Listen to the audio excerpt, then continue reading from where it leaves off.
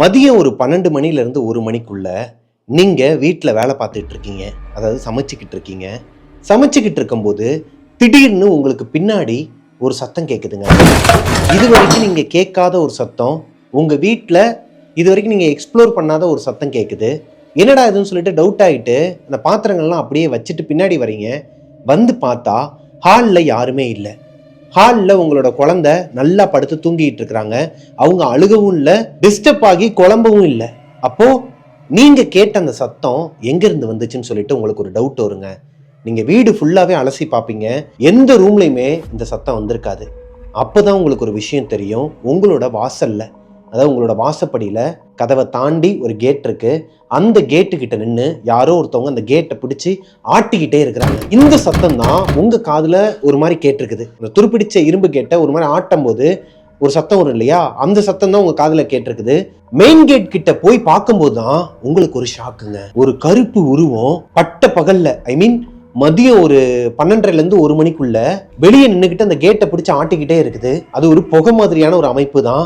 ஆனால் அதை பார்க்கறதுக்கு ஒரு பொண்ணு நின்றுக்கிட்டு இந்த கேட்டை பிடிச்சி ஆட்டினா எப்படி இருக்குமோ அந்த விஷுவல் உங்களுக்கு தெரியுதுங்க. இது உங்களோட கற்பனையா கூட இருக்கலாம்னு சொல்லிட்டு நீங்க பார்த்துக்கிட்டு இருந்தாலுமே, உங்க வீட்டுக்கு பக்கத்துல இருக்கிறவங்களுக்கும் இந்த சத்தம் கேட்டு என்னமோ ஏதோன்னு சொல்லிட்டு ஓடி வந்து பாக்குறாங்க. இது உங்க கண்ணுக்கு மட்டும் தெரியலங்க, உங்க வீட்டுக்கு பக்கத்துல இருக்கிற நெய்பர்ஸ் எல்லாரோட கண்ணுக்குமே இந்த கருப்பு புகை தெரியுது. இப்போ நீங்க அந்த இடத்துல இருக்கீங்க, என்ன பண்ணுவீங்க? எல்லார் கண்ணுக்குமே அந்த புகை தெரியுது. ஏதோ ஒரு அமானுஷ்யம் ஏதோ ஒரு விஷயத்தை தேடி உங்க வீட்டு வாசல்ல வந்து நின்றுக்கிட்டு உங்க பேரை சொல்லி கத்திக்கிட்டே இந்த கேட்டை ஆட்டினா நீங்க என்ன பண்ணுவீங்க? இந்த ஸ்டோரியை பார்த்துட்டு இருக்கிற நீங்க கீழே கமெண்ட்ல சொல்லுங்க. ஆக்சுவலா நீங்க எல்லாருமே என்ன கமெண்ட் பண்ணிருப்பீங்கன்னா, தெரிச்சு ஓடிடுவேங்க உள்ள, இல்ல சாமி போட்டோ எடுத்துட்டு வருவாங்க, இல்லைன்னா எங்களோட இஷ்ட தெய்வத்தை நான் மனசுல நினைச்சுப்பேங்க, அப்படி இப்படின்னு நிறைய கமெண்ட்ஸ் எல்லாம் வந்திருக்கும் இந்நேரத்துக்கு கீழே. அந்த இடத்துல இருந்தவங்க, அதாவது இன்னைக்கு நம்ம பார்க்க போற ஸ்டோரியில இருக்கிறவங்க, இந்த சுச்சுவேஷன்ல இருந்த ஒருத்தவங்க என்ன பண்ணிருக்கிறாங்க தெரியுமாங்க? அந்த ஆத்மாவை விளக்க மாத்த கொண்டே அடிச்சிருக்கிறாங்க. திட்டி என்னென்னமோ வாய்க்கு வந்தபடியெல்லாம் அதை திட்டி அசிங்கப்படுத்தி அவங்களோட வீட்டுல இருந்து, அதாவது உங்க வீட்டுக்கு வெளியே இருந்து துரத்தி அடிச்சிருக்கிறாங்க. அந்த ஆத்மாவும் குழம்பிக்கிட்டே போயிருக்குதுங்க. கேட்கறக்கே ஒரு மாதிரி வேடிக்கையா இருக்கலங்க, ஒரு மாதிரி ஃபன்னியா கூட இருந்திருக்கலாம் சொல்லும் போது. அப்படிதான் எனக்கு இருந்துச்சு. ஆனால் நம்மளோட முன்னோர்கள், நம்மளோட தாத்தா பாட்டிங்கெல்லாம் இருக்கிறாங்க இல்லையா, இவங்க எல்லாருமே உங்களுக்கு ஒரு கதை சொல்லியிருப்பாங்க. அந்த காலத்துலலாம் மோகினி பிசாசு வரும், அந்த காலத்துலலாம் வந்துட்டு இந்த பேய் வரும், அந்த பேய் வரும், அன்டைமுக்கு வெளியே வந்து போகக்கூடாது, எங்கள் வீட்டிலலாம் வந்துட்டு இந்த வயசுக்கு வந்தவங்களுக்கு முன்னாடி அந்த கட்டையை ஒன்று போட்டு வச்சுருப்பாங்க, நிறைய இந்த மாதிரியான விஷயங்கள்லாம் சொல்லி கேள்விப்பட்டிருப்போம். அது போக இந்த புளியை வந்து பாட்டி முறத்தை வச்சு அடிச்சது அப்படின்னு சொல்லிட்டு ஒரு படத்தில் சந்தானம் சொல்லுவார். அந்த கதை எல்லாருக்குமே தெரியும். ஒரு தீப்பெட்டியில் கூட அந்த ஃபோட்டோ இருக்குங்க. ஒரு புளியை ஒரு பாட்டி வந்து கையில் இருக்கிற முறத்தை வச்சு அடிச்சுட்டு போவாங்க. அதே மாதிரி தான் அந்த காலத்தில் அவங்க கண்ணுக்கு முன்னாடி, நம்ம தாத்தா பாட்டிங்க கண்ணுக்கு முன்னாடி எதனா ஒரு ஆத்மாவோ இல்லை அமானுஷ்யம் நடந்துச்சுன்னா எச்சு துப்புறது, விளக்கமாத்த கொண்டு அடிக்கிறது, அதுங்களை வந்து உண்டு இல்லைன்னு ஆக்குறதுல வல்லமை படைத்தவர்களாக இருந்திருக்கிறாங்க. அதை பற்றின ஒரு ஸ்டோரியை தான் இன்றைக்கி நம்ம பார்க்க போகிறோம். ரொம்பவே சுவாரஸ்யமாக இருக்கும். அது போக தாத்தா பாட்டிக்கிட்ட யார் யாரெல்லாம் கதை கேட்டிருக்கீங்களோ அவங்க எல்லாருக்குமே இந்த கதை கண்டிப்பாக பிடிக்குங்க. உங்களோட அந்த குழந்தை பருவத்துக்கு இந்த கதை கொண்டு போகும் தான் சொல்லுவேன். அதே நேரத்தில் ரொம்பவே த்ரில்லிங்காகவும் இருக்கும். வாங்க ஸ்டோரிக்குள்ளே போகலாம். Welcome to our show Devil's kitchen.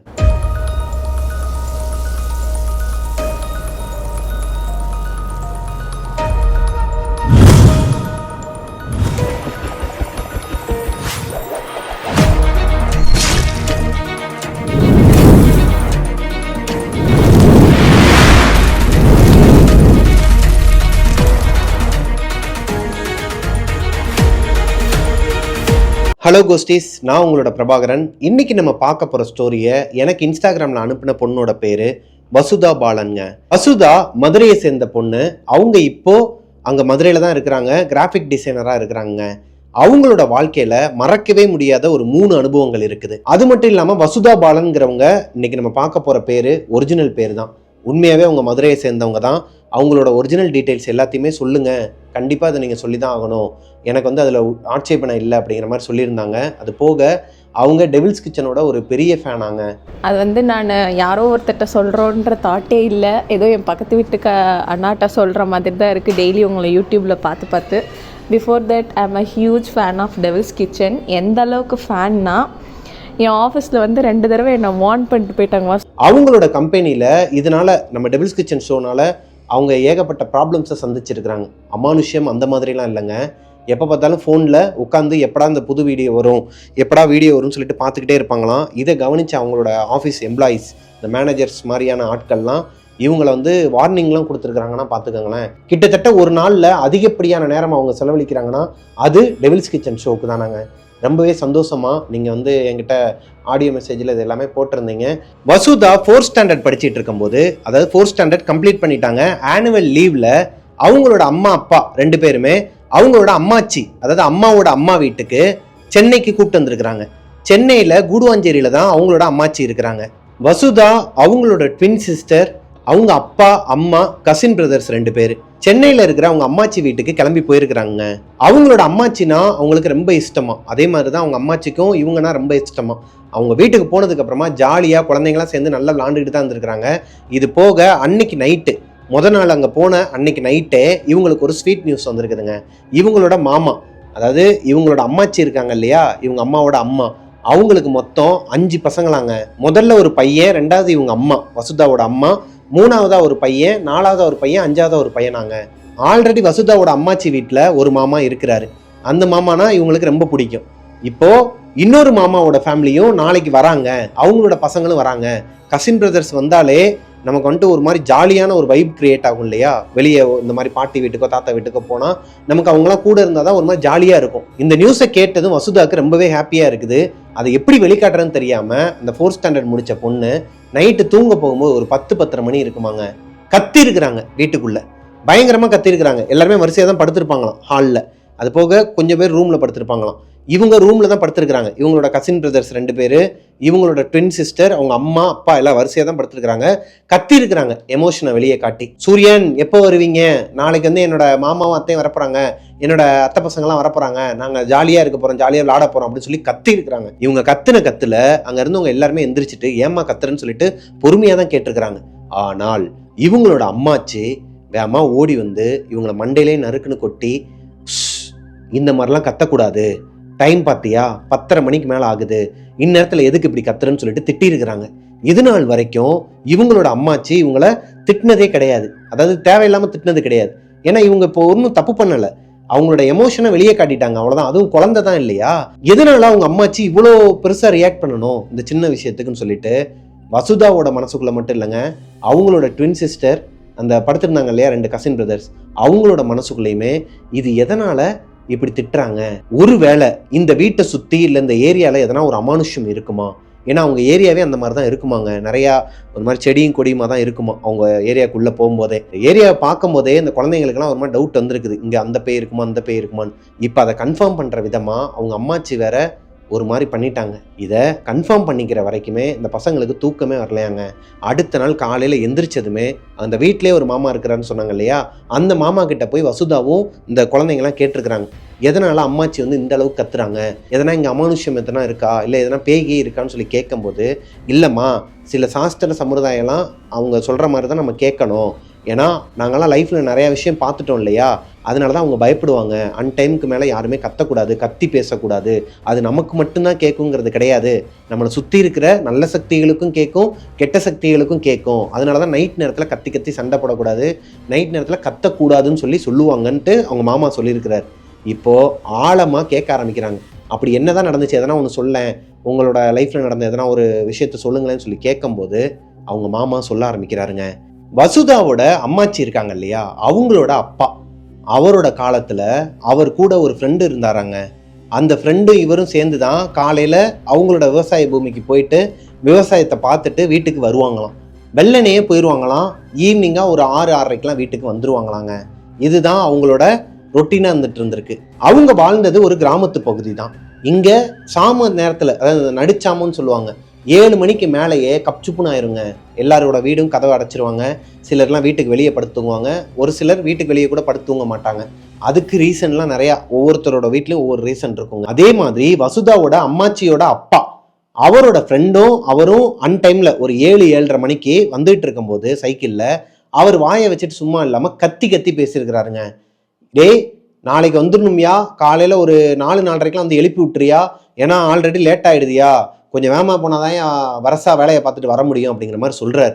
இவருக்கு ஒரு மாதிரி காது வலிக்குது, ஏன்னா அந்த அளவுக்கு கத்திருக்கிறாரு. அதுக்கு ஏன் கத்துற, காலையில் உன்னை ஒரு 4-4:30 வந்து எழுப்பணும், அவ்வளோதானே, நான் வந்து எழுப்பிடுறேன் இப்போ சாம் போன்னு சொல்லிட்டு அன்னைக்கு நைட்டு 2 பேருமே அவங்கவுங்க வீட்டுக்கு போயிடுறாங்க. அடுத்த நாள் காலையில் கரெக்டாக 4:30 மணிக்கு அவர் வீட்டுக்கு வெளியே கைத்துக்கட்டில் போட்டு தான் தூங்குவாராம். யாரு? இவங்க தாத்தாவோட ஃப்ரெண்டு. கரெக்டாக வசுதா அவங்க தாத்தா சொன்ன மாதிரியே 4:45 வந்து அவங்க ஃப்ரெண்டை எழுப்பியிருக்கிறாரு. எழுப்பின உடனேயும் அவர் எந்திரிச்சிட்டு பயந்துருக்கிறாரு. ஏய், என்னையா நீ பாட்டுக்கு வந்து இப்படி நிற்கிற, நான் சும்மா தான் ஏன் சொன்னேன், இன்னொரு ஒரு 1/4 மணி நேரம் 1/2 மணி நேரம் லேட்டாக கூட வந்திருக்கலாம்ல, அந்த பேச்சுக்கே இடம் கிடையாது இவனே, நீ வா கிளம்புன்னு சொல்லிட்டு கூப்பிட்டு போயிருக்கிறாருங்க. இப்போது பேசிக்கிட்டே முகத்தை மட்டும் கழுவிட்டு அங்கேருந்து கிளம்புறாரு. இவரோட கையில், யாரு? இவங்க தாத்தாவோட ஃப்ரெண்டு கையில் கடப்பாரை, இந்த மண்வெட்டி, அப்புறம் இந்த விவசாயத்துக்கு தேவையான சில விஷயங்கள்லாம் அதெல்லாம் எடுத்துகிட்டு கிளம்பியிருக்கிறாங்க. இரும்பு பொருட்களெல்லாம் எடுத்துக்கிட்டு 2 பேருமே காட்டு வழியாக நடக்க ஆரம்பிக்கிறாங்க.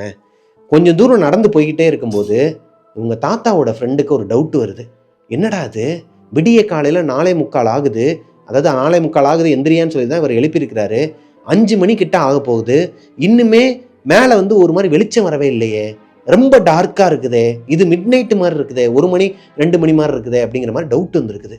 நிலா வேற தெரியுது. அவங்களாம் அந்த காலத்தில் வாட்ச் எதுவுமே கிடையாதுங்க, சூரியனை வச்சும் நிலாவை வச்சும் தான் டைமே சொல்லுவாங்க எத்தனை மணி ஆகுதுன்னு. இப்போ தான் அவருக்கு லைட்டாக சுயநினைவு வருதுங்க.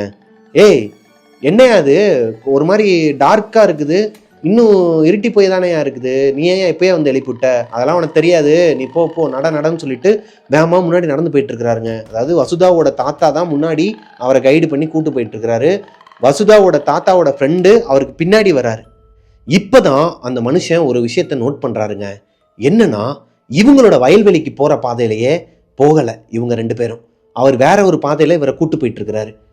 கூட்டு போயிட்டு இருக்கும்போது ஏய் நில்லியா அப்படின்னு சொல்லி கூப்பிட்டா அதுக்கு ரெஸ்பான்ஸே கிடையாது, நடந்துக்கிட்டே இருக்கிறாராம், வேகமா நடக்கிறாராம். இப்போ அந்த காலத்துலலாம் வேகமா நடப்பாங்க.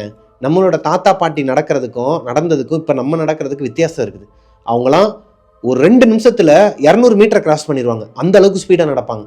அதை விட ஸ்பீடாக நடந்திருக்கிறார் இவர், வசுதாவோட தாத்தா. இவருக்கு ஒரு மாதிரி தூக்கி போட்டிருக்குதுங்க. ஆனால் உடனே இந்த கடப்பாரை எடுத்து முன்னாடி வச்சுக்கிட்டு ஏய் சனியனை யார்ரா நீ அப்படி இப்படின்னு சொல்லிட்டு ஒரு மாதிரி திட்ட ஆரம்பிச்சிருக்கிறாரு. ஆக்சுவலாக அந்த வார்த்தையை சொல்லக்கூடாதுன்னு இருந்தேன், ஒரு ஃப்ளோவில் சொல்லிட்டேன்.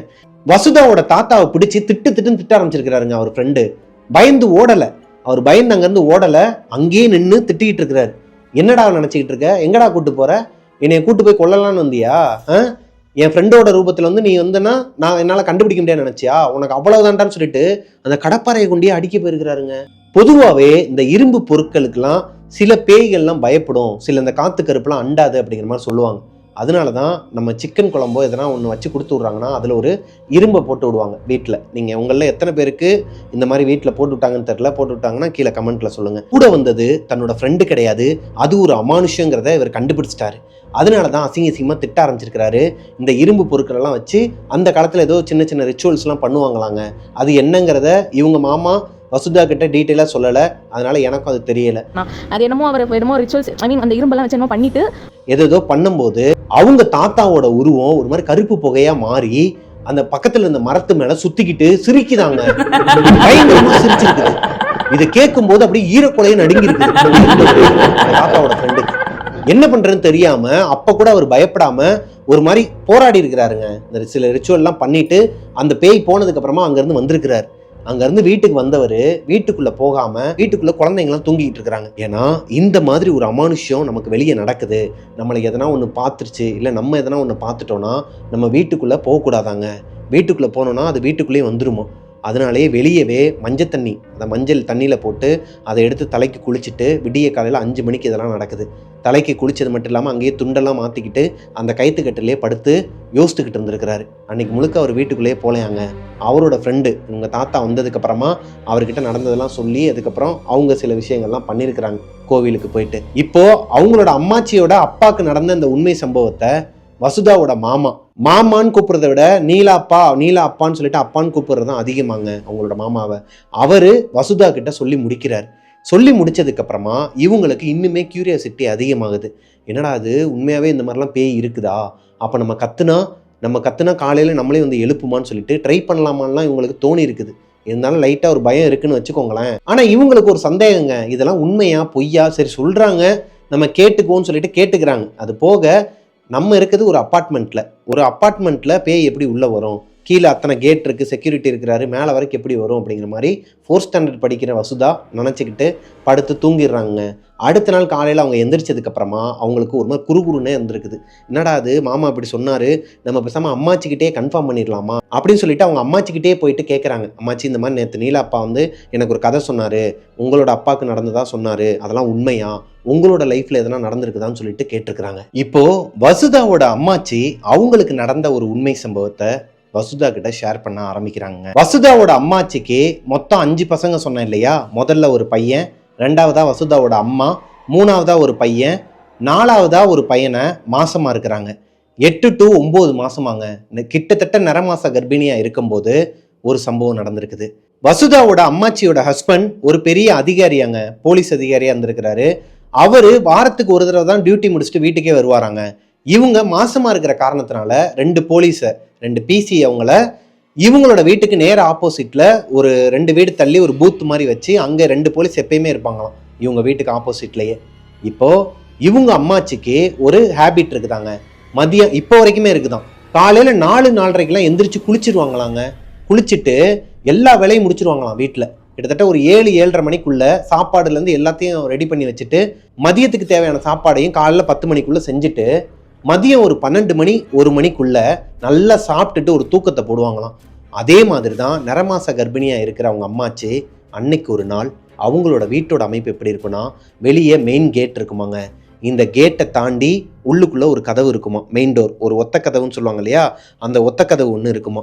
அப்படியே உள்ள ஒரு ஹால், உள்ளுக்குள்ளேயே கிச்சன், பின்னாடி கொல்லப்புற கதவு, கொல்லப்புறமும் இருக்குதான் பேக் சைடில். இதுதான் உங்கள் வீட்டோட அமைப்பு.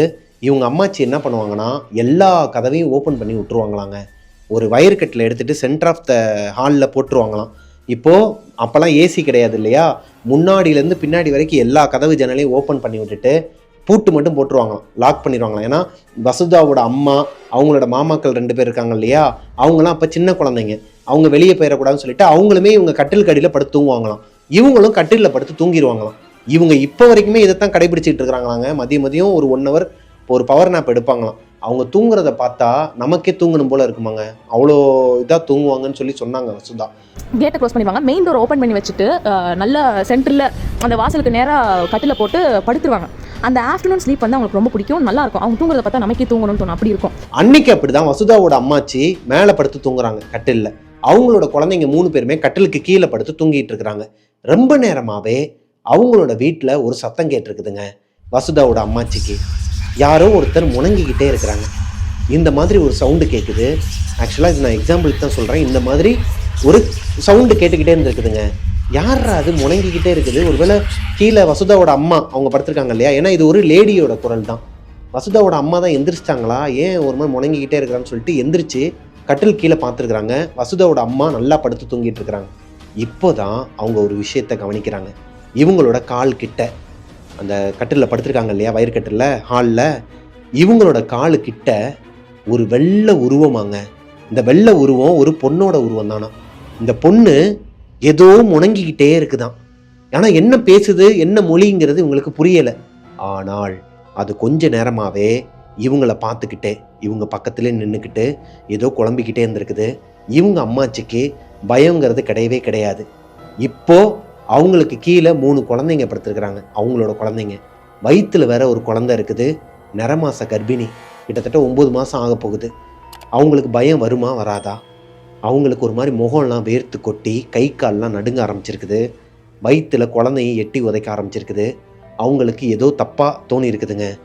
மனசில் அவங்களோட இஷ்ட தெய்வத்தை நினச்சிக்கிட்டு கண்ணை மூடிக்கிட்டு ஒரு கண்ணை மட்டும் லைட்டாக திறந்துக்கிட்டு பார்த்துக்கிட்டே இருந்திருக்கிறாங்க. கிட்டத்தட்ட ஒரு அரை மணி நேரமாகவே அந்த வெள்ளை உருவம், இந்த பொண்ணோட உருவம் பக்கத்துலேயே நின்றுட்டு இருந்திருக்கு. இவங்கள பார்த்துக்கிட்டு ஏதோ ஒன்று சொல்லிக்கிட்டே இருந்திருக்குது. ஆனால் இவங்களுக்கு புரியலை. அப்புறமா அதுவாகவே வெளியே போயிருச்சாங்க. கேட்டு லாக்கில் இருக்குது, பூட்டு போட்டு இவங்க தான் வச்சுருக்கிறாங்க சாவியை. ஆனால் அந்த கேட்டு வழியாக தான் அது போயிருச்சாங்க வெளியே. அது பாட்டுக்கு போதான். இது யார் என்ன எதுவுமே உங்களுக்கு தெரியலை. அந்த காலத்துலலாம் ஃபோனும் கிடையாது. அவங்களோட தாத்தாக்கு இவங்க லெட்டர் தான் போடணும், இல்லை அந்த போலீஸ்காரங்க யாராச்சும் ஒருத்தவங்களை கூப்பிட்டு அவங்கக்கிட்ட சொல்லி விடணும், அவங்க தந்தி போட்டுருவாங்களாம்.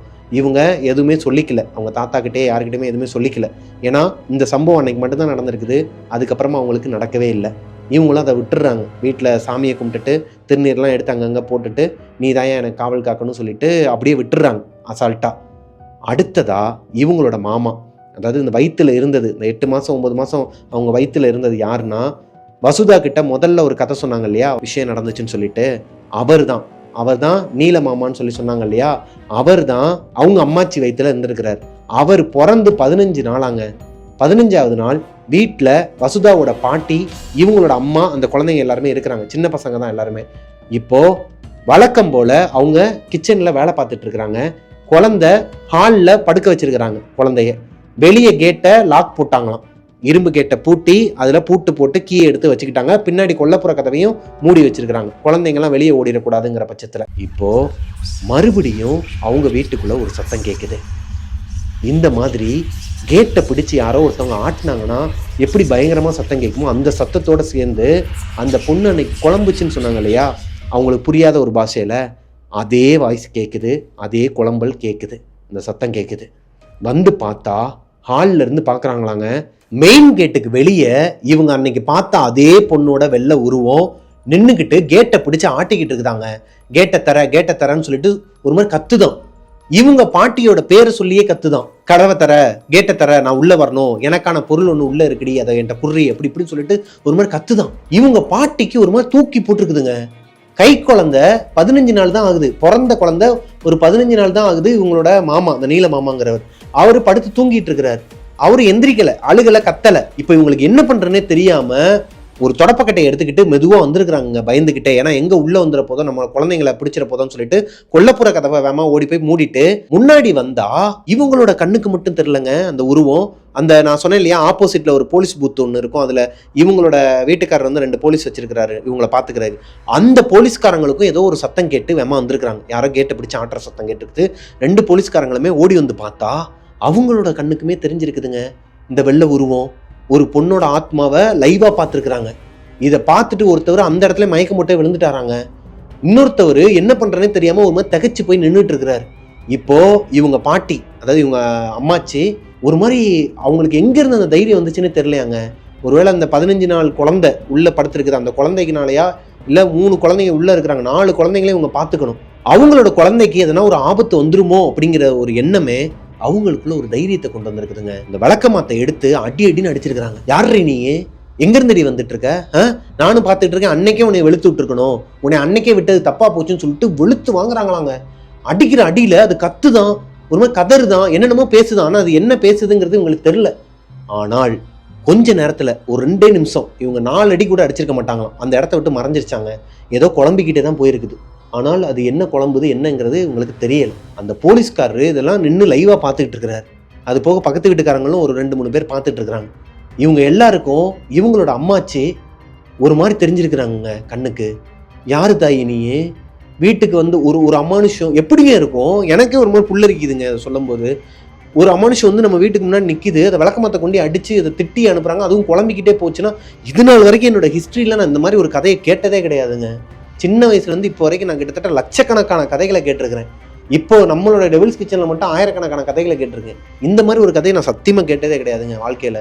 இப்போ இந்த விஷயத்தையுமே அவங்க தாத்தா கிட்ட அவங்க அம்மாச்சி சொல்லலையாங்க. அந்த போலீஸ்காரர் போய் சொல்லி அப்புறமா அவங்க தாத்தா வேமா ஜீப் எடுத்துகிட்டு வந்திருக்கிறாரு. என்ன ஏதுன்னு சொல்லிட்டு இவங்க கிட்ட கேட்கும்போது நடந்தது எல்லாத்தையும் சொல்லியிருக்கிறாங்க. அதுக்கப்புறமா இவங்களை கோயிலுக்கு கூப்பிட்டு போயிட்டு திருநீர் போட்டு விட்டு வந்திருக்கிறாங்க. இதுக்கப்புறம் எந்த ஒரு அமானுஷம் வராதுங்கன்னு அந்த பூசாரியும் சொல்லி விட்டுருக்கிறாரு. இதுதான் அவங்க அம்மாச்சிக்கு நடந்த ஒரு உண்மை சம்பவம். இதை இப்போ வசுதா கிட்ட அவங்க அம்மாச்சி சொல்லியிருக்கிறாங்க. இப்போ வசுதாவோட அம்மாச்சி கிட்ட இந்த கதையெல்லாம் கேட்டுட்டு அவங்களோட வீட்டில் நல்லா என்ஜாய் பண்ணிட்டு அவங்க மனசுக்குள்ளே இது எல்லாத்தையுமே வச்சுக்கிறாங்க. வசுதா வெளியே யார்கிட்டையும் சொல்லலை. ஏன்னா வசுதாவோட அம்மாச்சி கிட்ட போய் கேட்டது வசுதா மட்டும்தான். அவங்களோட கசின்ஸுக்கெலாம் இங்கே அவங்க அம்மாச்சி அவங்களோட பாஸ்ட்டை பற்றிலாம் எதுவுமே தெரியாதாங்க. இப்போது அங்கே என்ஜாய் பண்ணிவிட்டு அவங்களோட ஊருக்கு ரிட்டன் வராங்க. ரிட்டன் வரும்போது இவங்களோட ஊரில் மதுரையில் காலையில் 5 மணிக்கு தான் இவங்க வீட்டுக்கு வந்திருக்கிறாங்க. பஸ்ஸில் வந்திருக்கிறாங்க. காலையில் 5 மணிக்கு அவங்க வீட்டை அவங்க ஏரியாவை கிராஸ் பண்ணி போகும்போது அவங்க ஊரில் மதுரையில் வசுதா அவங்களோட பாட்டி வீடு ஒன்று இருக்குதாங்க. அது பக்கத்துலேயே அவங்களோட தாத்தா, விக்கி தாத்தான்னு சொல்லுவாங்களாம், அவரும் போலீஸில் தான் வந்திருக்கிறாரு. அவர் ஒரு போலீஸ்காரர் தான். அப்போது அவரோட வீட்டில் வந்து லைட் எரிஞ்சிட்டு இருந்திருக்குது வெளியே. விக்கி தாத்தானா வசுதாவுக்கு ரொம்ப பிடிக்குமாங்க. அவங்களோட வீட்டிலலாம் போய் விளாண்டுக்கிட்டு இருப்பாங்களாம் அப்பப்போ மதுரையில் இருக்கும்போது. இப்போது அவங்க வீட்டை கிராஸ் பண்ணும்போது கசின் பிரதர்ஸும் கூட தான் வந்துட்டு இருக்கிறாங்க. இந்த ஊர்லேருந்து இந்த அத்தை பசங்கள்லாம் வந்திருந்தாங்க இல்லையா, அவங்க எல்லாருமே இப்போ இவங்க ஊருக்கு வந்திருக்கிறாங்க இவங்க கூடயே. அது போக இங்கேருந்து 2 கசின் பிரதர் வந்தாங்களே, அவங்க கிட்டலாம் சொல்லிட்டு இருக்கிறாங்க, இதுதான் விக்கி தாத்தாவோட வீடு, நாளைக்கு விடிஞ்சதும் நம்ம எல்லாருமே வரலாம், வாங்க போகலான்னு சொல்லிட்டு கூப்பிட்டு போயிருக்கிறாங்க. வசுதாவோட விக்கி தாத்தா இருக்கார் இல்லையா, அவருக்கு ஒரு பையன் இருக்கிறாராங்க. அவர் மென்டலி நல்லா தான் இருந்திருக்கிறாரு. ஒரு ஆக்சிடெண்ட்டில் அவருக்கு கொஞ்சம் மென்டலி டிஸ்டர்ப் ஆகி அவரை பார்த்துக்கிறது ரொம்ப கஷ்டமாக இருந்திருக்குது. ரொம்பவே சிரமம் கொடுத்துருக்கிறாரு. அந்த நேரத்தில் அவர் கல்யாணம் பண்ண அந்த விக்கி தாத்தாவோட பையனோட மருமக அவங்களோட பையனை விட்டுட்டு போயிட்டாங்களாம். அவரை பார்த்துக்கிறதுக்கு யாருமே இல்லையாம். ரொம்ப நாளாகவே இவர் தான் வேலையை ரிசைன் பண்ணிட்டு பார்த்துட்டு இருந்திருக்கிறாரு. யார்? விக்கி தாத்தா. அவராலையுமே பார்க்க முடியலை. ரொம்பவே வெக்ஸாகி போய் தான் இருந்திருக்கிறாரு. அடிக்கடி அந்த ஏரியா சைடு போகிறதுக்கே இவங்களுக்கு பயம் வருமா. இந்த சம்பவத்துக்கு அப்புறமா, இந்த ஆக்சிடென்ட்க்கு அப்புறமா அவர் கொஞ்சம் மனநோயாளி மாதிரி ஆயிட்டாருன்னு சொன்னேன் இல்லையா, அவர் கத்திக்கிட்டே இருப்பாராம். திடீர்னு ஒரு மாதிரி பயம்படுத்துகிற மாதிரியான விஷயங்கள்லாம் பண்ணிட்டு இருப்பாராம். இதனாலேயே வசுதா அவங்களோட வீட்டு சைடு போக மாட்டாங்களாம். யாராக இருந்தாலுமே பயப்படுவாங்க அந்த வயசில். வசுதா இப்போ 5th ஸ்டாண்டர்ட் படிச்சுட்டு இருக்கிறாங்க. இந்த டைமில் அவங்க தாத்தா வீடு, இந்த விக்கி தாத்தா இருக்கார் இல்லையா, அவங்க வீட்டுக்கு ஆப்போசிட்டில் ஒரு அப்பளக்காரங்களோட வீடு இருக்குமாங்க. அவங்களோட வீட்டில் அந்த அம்மா விடிய காலையில் 5 மணிக்கு வெளியே வந்து கோலம் போடுறதுக்காக வந்திருக்கிறாங்க. அந்த பாத்திரத்தை கீழே போட்டுட்டு பயங்கரமாக கத்தி அப்படியே ஓடி இருக்கிறாங்க அவங்க வீட்டுக்குள்ளேயே. இவங்க கத்துல அந்த ஏரியாவில் இருக்கிறவங்க எல்லாருமே முழிச்சிருக்கிறாங்க. என்னமோ எதுன்னு சொல்லிட்டு எல்லாரும் ஓடி வந்து பார்த்தா, இந்த விக்கி தாத்தா வீடு இருக்கு இல்லையா, இதோட அமைப்பு எப்படி இருக்குன்னா, ஒரு பெரிய கேட் இருக்குமாங்க. அதாவது பெரிய கேட்டுனா வீட்டையே மறைக்கிற மாதிரிலாம் கிடையாது, ஒரு அழகான ஒரு கேட்டு. வெளியே இருந்து பார்த்தாலே டிரான்ஸ்பரண்டா தெரியுமா உள்ள என்ன இருக்குங்கிற அந்த மாதிரி ஒரு கேட்டு. உங்களுக்கு புரியும்னு நினைக்கிறேன். அந்த கேட்டுக்கு உள்ள ஒரு பெரிய இடம் இருக்குமாங்க, கார்டன் ஏரியா மாதிரி இருக்குமா. இந்த கார்டன் ஏரியாவில் ஒரே ஒரு வேப்ப மரம் இருக்குமாங்க. இந்த வேப்ப மரம் அவங்க தாத்தா ஆசாசியாக வளர்த்துதான் அந்த காலத்துலேருந்து. அப்படியே கொஞ்சம் உள்ளே போனால் வீடு ஆரம்பிக்குமா. அன்னைக்கு காலையில் 5 மணிக்கு அந்த அப்பளக்காரரோட அக்கா வெளியே வந்து வாசல் தொளிக்கும் போது அவங்க பார்த்தது என்னன்னா, இந்த விக்கி தாத்தா இருக்கார் இல்லையா, அவர் அவங்க வீட்டு வாசலில் இருக்கிற அந்த வேப்ப மரத்தில் தூக்கு போட்டு கண்ணுலாம் வெளியே வந்து நாக்குலாம் பிதுங்கி ஒரு மாதிரி ரொம்ப கோரமான முறையில் இறந்துருக்கிறாருங்க. ரொம்ப ஒரு மாதிரி இருந்திருக்கிறார் ஆளை பார்க்குறதுக்கே. தினமும் அவரோட முகத்தை பார்த்துட்டு போகிற அந்த அக்காவுக்கு, அதாவது ஆப்போசிட் வீட்டுக்காரங்களுக்கு, இந்த மாதிரி ஒரு கோலத்தில் காலையில் 5 மணிக்கு அவரை பார்த்தா எப்படிங்க இருக்கும். அதில் தான் அந்த அக்கா பயந்து போயிருக்குது. இப்போது இந்த விஷயம் இந்த வசுதாவுக்கு தெரியாது. வசுதா காலையில் தூங்கி எந்திரிச்சு ஒரு 7 மணி இருக்குமாங்க. எந்திரிச்சுக்கும் போது இவங்க ஏரியா ஒரு மாதிரி சலசலப்பாக இருந்திருக்குது. இவங்க அம்மா வெளியே வராத உள்ள போடின்னு சொல்லியிருக்கிறாங்க. என்னாச்சுமான்னு சொல்லி கேட்கும்போது, தாத்தா இறந்துட்டாரு, விக்கி தாத்தா இறந்துட்டாரு, நீ உள்ள போ, நான் கூப்பிடும்போது வான்னு சொல்லிட்டு சொல்லியிருக்கிறாங்க. இவங்களோட வீட்டுல இருந்து கொல்லப்புற கதவு வழியா பின்னாடி அவங்க அம்மாவுக்கு தெரியாம ஓடி வந்தது மட்டும் இல்லாம, அவங்களோட பாட்டி வீட்டோட மொட்டை மாடியில ஏறி நின்னா அவங்களோட வீடு தெளிவா தெரியுமாங்க. இந்த விக்கி தாத்தாவோட வீடு மேலே ஏறி பார்த்தது பெரிய தப்புனே, நான் பண்ண தப்புலே பெரிய தப்பு இதுதான். அவரு ஒரு மாதிரி இறந்து போய் போலீஸ்லாம் விசாரிச்சுட்டு இருக்கிறாங்க. அங்கனக்குள்ள நிறைய பேர் நின்று என்னென்னமோ பேசிட்டு இருக்கிறாங்க. இவங்க தாத்தாவை ஒரு வெள்ளை கலரு துணியை போட்டு பொத்தி வச்சிருக்கிறாங்க. அவர் ஒரு மாதிரி ரொம்ப கோரமாக இருந்திருக்கிறார். அவரோட முகத்தை பார்த்துட்டாங்க. இவங்களுக்கு அன்னைக்கு முழுக்க தூக்கமே கிடையாதாங்க. அப்புறமா கொஞ்சம் கொஞ்சமாக தான் இவங்களுக்கு தெரிய வருது. அக்கம் பக்கத்தில் இருக்கிறவங்க இந்த வாண்டுங்கெல்லாம் வீட்டில் நடக்கிறதெல்லாம் பேசிப்பாங்க இல்லையா, அப்பம்போது தான் சொல்கிறாங்க, விக்கி தாத்தா சூசைட் பண்ணி இறந்துட்டார், அவங்களோட பையனுமே இறந்துட்டார், ஏதோ பெரிய கேஸாக இருக்குது, அதனால தான் போலீஸ் எல்லாருமே வந்திருக்கிறாங்க. இது என்ன ஆயிருக்குன்னா, இவங்க தாத்தா இந்த விக்கி தாத்தா இருக்கார் இல்லையா, அவரோட பையன் ரொம்ப கஷ்டப்படுறாருன்னு சொல்லிட்டு எலுமிச்சம்பழம், முட்டை, உப்பு, சூடம் இது எல்லாத்தையுமே மளிகை கடையில் போய் வாங்கிட்டு வந்து அவரோட வீட்டுக்குள்ளே மிட்-நைட் 12லேருந்து 12:30 மணிக்குள்ளே ஒரு ரிச்சுவல் பண்ணியிருக்கிறாருங்க. அவர் பையனை நடுவில் உட்கார வச்சு அவரை சுற்றி எலுமிச்சம்பழம், முட்டை இப்படியே வரிசையாக அடுக்கி வச்சு அது மேலே சூடத்தை வச்சு அதை கொளுத்திட்டு இந்த பையனுக்கு, அதாவது அவரோட பையனுக்கு விஷம் கொடுத்துருக்கிறார். பாய்சன் கொடுத்து அவர் சாகிறத இவர் பார்க்க முடியாமல் அழுதுகிட்டே அங்கேயே உட்காந்து அவர் கொஞ்சம் கொஞ்சமாக அவர் கண்ணு முன்னாடியே அவரோட பையன் இறந்துட்டார். இறந்ததுக்கப்புறமா இவர் எந்திரிச்சு வெளியே வராரு. அதே பாய்சனை இவருமே குடிச்சிடுறாரு. இவருக்கு கொஞ்சம் அந்த கேர் ஆகிற அந்த ஒரு இது தெரியும் இல்லையா, நம்ம சாக போகிறோங்கிறது தெரியும் கண்ணுக்கு. அந்த மாதிரி ஒரு நேரத்தில் வெளியே வந்தவர் வெளியே இருக்கிற வேப்ப மரத்தில் தூக்கு கயிறு மாட்டிட்டு இவரை சுற்றிலுமே, அந்த மரத்தை சுற்றிலுமே, அதாவது இவர் தூக்கு போடுற அந்த இடத்துல மட்டும் இவரை சுற்றிலுமே முட்டை எலுமிச்சம்பழம் வரிசையாக வச்சு அது மேலே சூடத்தை வச்சு இந்த ரிச்சுவலை பண்ணிவிட்டு அவர் தூக்கில் மாட்டி இறந்துட்டாராங்க. இது எந்த அளவுக்கு உண்மைங்கிறது வசுதாவுக்கு தெரியலை. ஆனால் அங்கே நடந்ததை அவங்க கேள்விப்பட்டிருக்கிறாங்க. அவங்க கேள்விப்பட்டதை என்கிட்ட அப்படியே சொன்னாங்க. நான் அதை உங்ககிட்ட சொல்லிட்டு இருக்கேன். இந்த விஷயம் நடந்ததுக்கு அப்புறமா அவங்களோட தாத்தாவோட வீடு பூட்டியே தாங்க போட்டிருக்காங்க. யாருமே வரலை. இன்னுமே அந்த அப்பளக்கடைக்காரக்கா இருக்கிறாங்க இல்லையா, அவங்க வீடை காலி பண்ணிட்டு வேற ஒரு வீட்டுக்கே போயிட்டாங்களாம். சொந்த வீடாங்க அந்த அக்காவுக்கு. இந்த உருவத்தை பார்த்ததுலேருந்தே, அவரோட முகத்தை அந்த மாதிரி கோரமாக பார்த்ததுலேருந்தே அவங்களுக்கு தூக்கமே வராமல் ஏதோ ஒரு டிஸ்டர்பன்ஸ் ஆகிட்டே இருக்குது, இங்கே நெகட்டிவாக இருக்குன்னு சொல்லிட்டு அந்த ஏரியாவை காலி பண்ணிட்டு போயிட்டாங்களாம். இது போக அவங்க தாத்தாவோட வீட்டை ரெனோவேட் பண்ணி, அதாவது பெயிண்ட்லாம் அடித்து, இந்த மரத்தில் அவர் தூக்கு மாட்டினார் இல்லையா, அந்த கிளையெல்லாம் வெட்டி எரிஞ்சிட்டு வேற ஒருத்தவங்களுக்கு வாடகைக்கு விடலான்னு சொல்லிட்டு வச்சுருந்துருக்குறாங்க. உள்ளூரில் ஃபுல்லாகவே பரவிருச்சு, இது ஒரு பேய் வீடு, இந்த மாதிரி இறந்துட்டாரு, ரிச்சுவல் பண்ணியிருக்கிறாங்க, அந்த வீட்டில் வந்து ரிச்சுவல் பண்ணியிருக்கிறாங்கன்னு சொல்லிட்டு ரொம்பவே பயங்கரமாக பேசப்பட்டிருக்குது அந்த காலத்தில். இப்போ இந்த வீட்டுக்கு யாருமே ரெண்டலுக்கு வரமாட்டாங்கன்னு சொல்லிட்டு வெளியூர்லேருந்து வருவாங்க பார்த்தீங்களா, ஊருக்கு டூரிஸ்டராக வருவாங்க, இல்லை அந்த மாதிரிலாம் வருவாங்க இல்லையா, அந்த மாதிரி வீட்டுக்கு கொடுக்கலாம், ரெண்டலுக்கு கொடுக்கலாம்னு சொல்லிட்டு வச்சுருந்துருக்குறாங்க. அதே மாதிரி தான் வெளியூர்லேருந்து ஒரு ஃபேமிலி இந்த மதுரைக்கு பிழைக்கிறதுக்காக வந்திருக்கிறாங்க. அவங்க இந்த வீட்டை ரெண்டலுக்கும் எடுத்துருக்குறாங்க.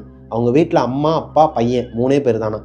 இந்த வீட்டுக்கு வந்து 2 நாள் கூட தாங்கலையாங்க.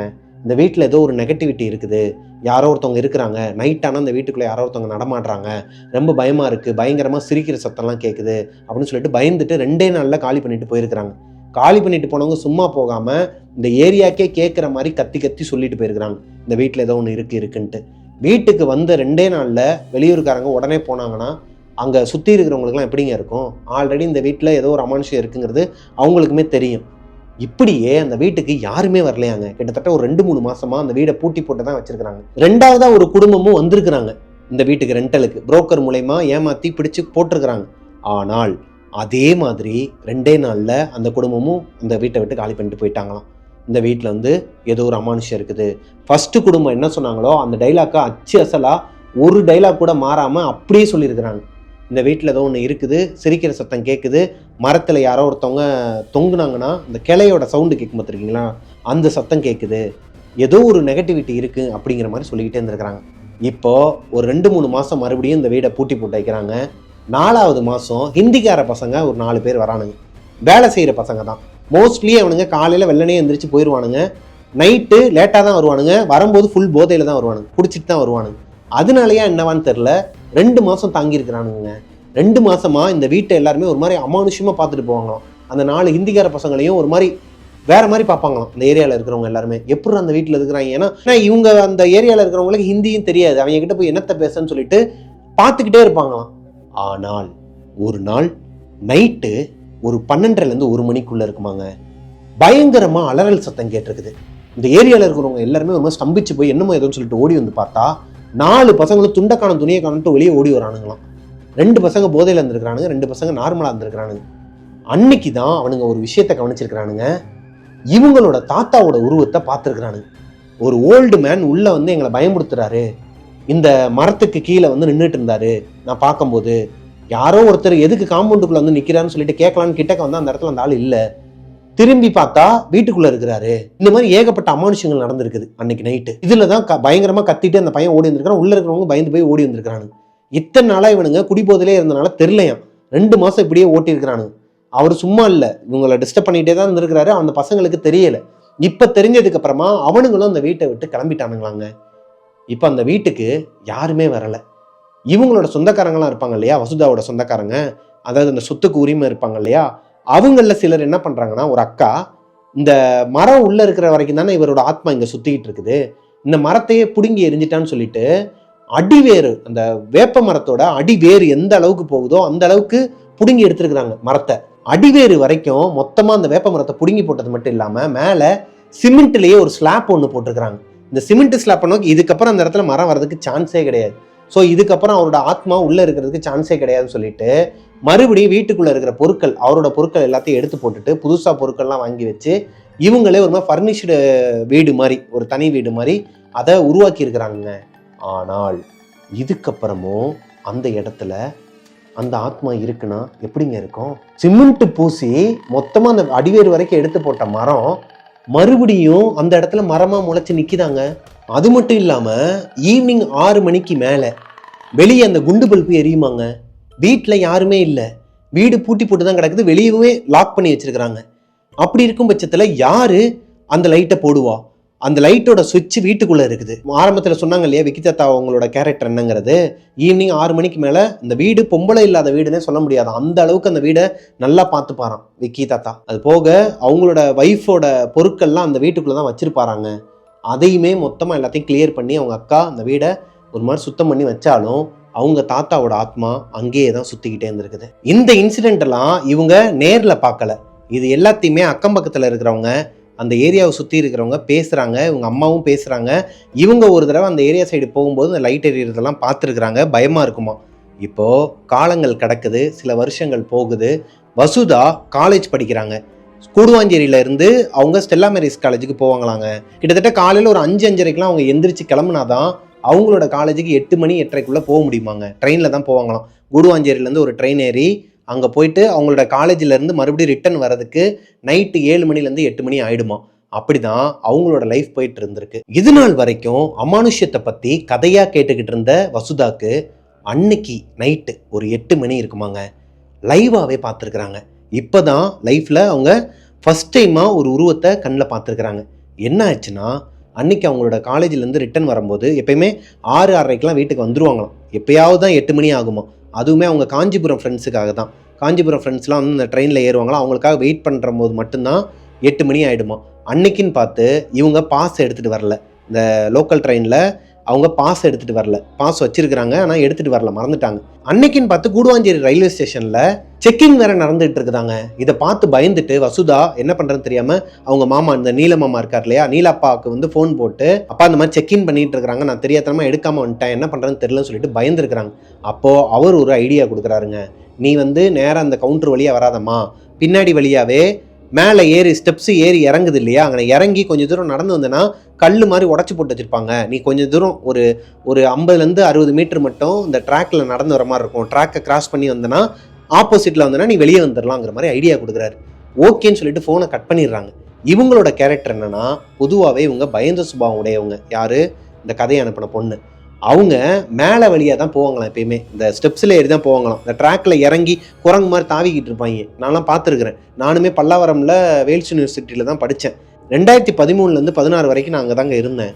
இந்த தாம்பரம் சானட்டோரியம் டு பல்லாவரம் அங்கே தான் இருந்தோம். தாம்பரம் சானட்டோரியம், அப்புறம் அந்த ஏரியாவை சுற்றி எல்லா இடத்துலையுமே இருந்திருக்கோம்னு வச்சுக்கோங்களேன். குரங்கு மாதிரி தாவுவாங்க. நிறைய ஆக்சிடென்ட் நானே கண்ணுக்கு முன்னாடி பார்த்துருக்குறேன். அந்த மாதிரியெல்லாம் இவங்களுக்கு பிடிக்காது வசுதாக்கு. இவங்க நேர்மையாக மேலே ஏறி கரெக்டான முறையை பின்பற்றுறவங்க. இன்றைக்கின்னு பார்த்து இவங்களோட விதியா என்னன்னு தெரில, அவங்க மாமா பேச்சை கேட்டு மேலே அந்த ஸ்டெப்ஸ் மேலே ஏறி இறங்கிட்டு கீழே வழியாக கிராஸ் பண்ணியிருக்கிறாங்க. அதாவது இந்த கரெக்டாக அந்த நடைமேடைங்கிறது முடியும் இல்லையா, அந்த பிளாட்ஃபார்ம் முடிகிற இடத்துல இறங்கி நடக்கலாம். குதிக்காமல் அப்படியே தரையோட தரையாக ஆகும் இல்லையா, அந்த இடத்துல இறங்கி கிராஸ் பண்ணி கொஞ்சம் தூரம் போயிட்டு இருக்கும்போது யாராச்சும் இந்த பொருட்களெல்லாம் போட்டு எரிச்சாங்கன்னா அதில் ஒரு கருப்பு புகை மாதிரி கிளம்பும் பார்த்துருக்கீங்களா, எரிஞ்சிட்டு இருக்க இடத்துல. இந்த பாம்பு மாத்திரை வச்சா கூட அதுலேருந்து ஒரு புகை வரும் பார்த்தீங்களா, அந்த மாதிரி ஒரு புகை அந்த ட்ராக்குக்கு நடுவில் நின்றுட்டு இருந்திருக்கு. பின்னாடி திரும்பி பார்த்தா வசுதா மட்டும்தான் இந்த ஏரியாவை ஆக்சஸ் பண்ணிட்டு இருக்கிறாங்க, நடந்து போயிட்டு இருக்கிறாங்க. இவங்களுக்கு ஒரு மாதிரி தூக்கி போட்டிருக்குதுங்க. ஃபர்ஸ்ட் டைமாக லைஃப்பில் வசுதா ஒரு உருவத்தை ரயில்வே ட்ராக்கில் பார்க்குறாங்க. கூடுவாஞ்சேரி ரயில்வே ட்ராக்கில் பார்த்துருக்குறாங்க. பார்த்தது மட்டும் இல்லாமல் அங்கிட்டு போகலாமா வேணாமா, பேசாமல் செக்கிங் பண்ணுறாங்க இல்லையா, அங்கேயே போய் மாட்டிக்கிட்டு ஃபைனை கூட கட்டிடலாமா, இல்லை கையில் காலில் வந்து அழுதுகிட்டு வெளியே வந்துடலாமான்னு யோசித்துருக்குறாங்க. இருந்தாலும் இவ்வளோ தூரம் வந்துட்டோமே, இதுக்கப்புறம் மறுபடியும் போனோன்னா அது பின்னாடியே வந்துருமேன்னு சொல்லிட்டு பயந்துட்டு, ஏன்னா அந்த உருவம் நிற்கிது, இவங்கள பின்தொடரலை, இவங்கள பார்க்கல, எதுவுமே பண்ணல, அதை கிராஸ் பண்ணி நடந்து போயிடலாம்னு சொல்லிட்டு வேகமாக ஓடி இருக்கிறாங்க. இவங்க எந்த அளவுக்கு ஸ்பீடாக ஓடுறாங்களோ அந்த அளவுக்கு ஸ்பீடாக பின்னாடியே யாரோ ஒருத்தவங்க இவங்களை பிடிச்சிக்கிட்டே வர மாதிரி இருந்திருக்குதுங்க. வசுதாவோட முதுகில் கையை வச்சு பிடிச்சிக்கிட்டே வர மாதிரி இருந்திருக்குது. அந்த காம்பவுண்ட் சுவரை தாண்டி வெளியே வந்து ஒரு போஸ்ட் லைட்டு கீழே நிற்கும் போது தான் அந்த பொண்ணுக்கு உயிரே வந்திருக்குது. அது வரைக்குமே பின்னாடியே யாரோ ஒருத்தவங்க வர மாதிரியே இருந்திருக்குதுங்க. இவங்க பின்னாடி திரும்பி பார்க்கவே இல்லையா. இந்த காம்பவுண்ட் சுவரை விட்டு வெளியே வந்துட்டாங்க. பின்னாடி சவுண்டு கேட்டுக்கிட்டே தான் இருக்குது. ஆனால் இந்த பொண்ணு பின்னாடி திரும்பி பார்க்கவே இல்லைங்க. இன்னொரு விஷயமும் சொல்லுவாங்க பெரியவங்க. நம்ம இப்போ வெளியே எங்கேயாச்சும் ஒரு இடத்துக்கு போகிறோன்னு வச்சுக்கோங்களேன், யாராச்சும் ஒருத்தர் இருட்டில் இங்கே, அதாவது யாருமே இல்லைங்கிறது நமக்கு தெரியும், இந்த இடத்துல இப்போ யாருமே இல்லை, நான் மட்டும் தான் உட்காந்து கதை சொல்லிட்டு இருக்கிறேன்னா, கிச்சன்லேருந்து யாராச்சும் ஒருத்தவங்க பிரபான்னு கூப்பிட்டாங்கன்னா நான் கண்டுக்கவே மாட்டேன், ஹேராக கூட மதிக்க மாட்டேன், நான் பாட்டுக்கு என் வேலையை பார்த்துக்கிட்டே இருப்பேன். அப்படி பார்த்துட்டேன்னா அது என்னை விட்டு போயிடும். என்னடா அவன் நம்மளை மதிக்கவே மாட்டான், என்னடா நம்ம கூப்பிட்டா ரெஸ்பான்ஸ் பண்ண மாட்டான்னு சொல்லிட்டு அதுவே போயிருமா திட்டிட்டு. ஆனால் அதுவே யார் என்னை கூப்பிடுறதுன்னு சொல்லிட்டு நான் பின்னாடி திரும்பி பார்த்தாலோ இல்லை அதை நோக்கி நான் நடக்க ஆரம்பிச்சிட்டேனாலோ அது என்னை ஆக்கிரமிச்சிடும். நம்ம பயப்பட மாட்டோம்னு சொல்ல முடியாது. லைவாக ஒரு விஷயத்தை பார்த்தா எப்பேற்பட்ட ஆளாக இருந்தாலும் பயந்துருவாங்க. இதுலேருந்து நான் என்ன சொல்ல வரேன்னா, இந்த ஸ்டோரியிலேருந்து இதோட இவங்களோட ஸ்டோரி முடிஞ்சிருச்சு. இதுக்கப்புறம் இவங்களோட ஃப்ரெண்டு ஒருத்தவங்க இவங்களோட ஆஃபீஸில் சொல்லியிருக்கிறாங்க. வசுதாவோட ஃப்ரெண்டு ஒருத்தவங்க அவங்களுக்கு நடந்த ஒரு இன்சிடெண்ட்டை இந்த பொண்ணுக்கிட்ட ஷேர் பண்ணியிருக்கிறாங்க. அதையுமே எனக்கு வசுதா ஷேர் பண்ணியிருக்கிறாங்க. அதை நம்ம நெக்ஸ்ட் வீடியோவில் பார்க்கலாம். ஏன்னா இப்போவே இது ஒரு பெரிய வீடியோவாக போய்கிட்டு இருக்குன்னு நான் நினைக்கிறேன். அடுத்த வீடியோவில் அவங்களோட ஃப்ரெண்டுக்கு என்ன நடந்துச்சுங்கிறத பார்க்கலாம். இந்த கதையை பொறுத்த வரைக்கும் ஏகப்பட்ட விஷயங்களை நீங்கள் தெரிஞ்சிட்டு இருப்பீங்கன்னு நினைக்கிறேன். அண்டு இதில் சொன்ன விஷயங்கள்லாம் வந்து நீங்கள் வீட்டில் ட்ரை பண்ணுறது இந்த மாதிரி இதெல்லாம் பண்ணாதீங்க. அது உயிருக்கே பெரிய ஆபத்து அமையுங்கிறத நான் இப்பயே சொல்லிக்கிறேன். ஸோ இதோட மதுரையை சேர்ந்த வசுதாங்கிறவங்க என்கிட்ட அவங்களோட ஸ்டோரி சொன்னாங்க. அதை என்னோட ஸ்டைலில் நான் உங்களுக்கு நரேட் பண்ணிட்டேன். இந்த ஸ்டோரி உங்களுக்கு பிடிச்சிருக்குன்னு நம்புகிறேன். பிடிச்சிருந்துச்சுன்னா லைக் பண்ணிடுங்க. உங்களோட வாழ்க்கையிலையும் இதே மாதிரி எதனா ஒரு அமானுஷ்யங்கள், அதாவது உங்களோட பாட்டி காலத்தில் உங்கள் தாத்தாக்கு எல்லாருக்குமே இந்த மாதிரி ஒரு அமானுஷ்யம் நடந்திருக்குது, அதை என்கிட்ட ஷேர் பண்ணணும்னு நினச்சிங்கன்னா என்னோட இன்ஸ்டாகிராம் அண்ட் ஃபேஸ்புக் ஐடிஸை கீழே டிஸ்கிரிப்ஷனில் லிங்காக கொடுத்துருக்குறேன். அங்கே வந்து எனக்கு இன்பாக்ஸ் பண்ணுங்கள். மிஸ்டர் பிரபாகரன் யூடியூப் சேனலை சப்ஸ்கிரைப் பண்ணிடுங்க. பக்கத்தில் இருக்க பெல் ஐக்கானை தட்டி விட்டுருங்க. அண்ட் ஸ்பாட்டிஃபைல மிஸ்டர் பிரபாகரனுங்கிற சேனலை ஃபாலோ பண்ணிக்கோங்க. அதில் தொடர்ந்து நிறைய கதைகள், நம்ம ஸ்டார்டிங்லேருந்து போட்ட கதைகள் எல்லாமே ஆடியோ அண்ட் வீடியோவோட எக்ஸ்க்ளூசிவாக வந்துக்கிட்டு இருக்கு. ஸ்பாட்டிஃபைலையும் போய் ஃபாலோ கொடுத்துருங்க. ஸோ நெக்ஸ்ட் ஸ்டோரியில் உங்களை மீட் பண்ணுற வரைக்கும் பாய். அர்ஜுனுக்கு வந்து என்னாச்சுன்னு சொல்லிட்டு நிறைய பேர் கேட்டிருந்தீங்க. ஆக்சுவலாக நேற்று வீடியோ போடாததுக்கு காரணமே அதான். உங்களோட வீட்லேயும் குழந்தைங்களை வந்து கொஞ்சம் பத்திரமா பார்த்துக்கோங்க. மெயினாக ஒரு விஷயம் சொல்லணுன்ட்டு இருந்தேன். நேற்று அஞ்சலி பிரபாகரன் யூடியூப் சேனலில் ஒரு ரெசிபி பண்ணியிருப்பாங்க. லைக் ஒரு காய்ச்சல் சளி வந்துச்சுன்னா இந்த டைமில் வந்து அந்த ரெசிபி ரொம்பவே யூஸ்ஃபுல்லாக இருக்குங்க. ஏன்னா இனிப்பாக இருக்குது. அது ஒரு லட்டை வந்து இதாக்குனா எப்படி இருக்கும், அது எப்படி சொல்கிறேன்னு எனக்கு தெரில. அதோட லிங்க்குமே நான் கீழே டிஸ்கிரிப்ஷனில் கொடுக்குறேன். அந்த வீடியோ போய் பார்த்து உங்களோட குழந்தைங்களுக்கு அந்த ரெசிபியை பண்ணி கொடுங்க. மருந்தாக கொடுத்தா கசக்குது, என்னால் இதை எடுத்துக்க முடியாதுன்னு நினைக்கிற குழந்தைங்களுக்கு ஸ்வீட்டாக ஒன்று இருக்குது, அதை கொடுத்தீங்கன்னா கண்டிப்பாக சரியாகும். அர்ஜுனோட விஷயத்தில் அது கொஞ்சம் கேட்டுச்சு. அதனால தான் உங்ககிட்ட நான் அதை சொல்கிறேன். உங்களோட வீட்லேயுமே அதை மறக்காமல் ட்ரை பண்ணுங்கள். குழந்தைங்கள பத்திரமா பார்த்துக்கோங்க. டாட்டா பாய் பாய்.